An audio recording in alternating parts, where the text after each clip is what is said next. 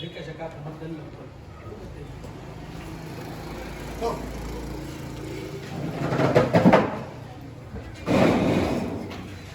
Baba lahiya kuke tsaye da takarda ko wani huri za ku shiga? Ya yaro na takarda yanzu na liganta cikin shiguna. Ikon Allah. Wato lokacin na mutum wana da ƙuruciya. To, ko da hake na yin tsuha, ka dibi takarda ne da musu. Ikon Allah. Takarda wato lokacin mana matasa. 'Yan mata ta yadda mun kai zama tare da su, kaga mai suna Murja. Da an soma ruwa da ɗari ya kama ba ta son ta taɓi ruwa.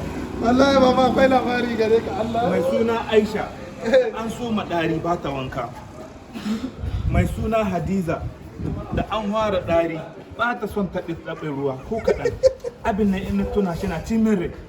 To, kai gaskiya. wato ba su wanka su yan ana sanyi. Ba su son taɓa ruwa kwata-kwata ba su son su yi wanka. Kaga mai suna Aisha, Hadiza, ga Murja.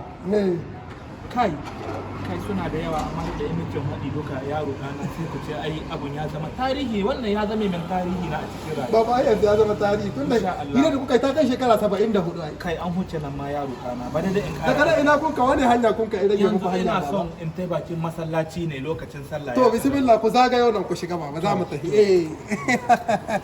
Allah Allah baba wallahi kai.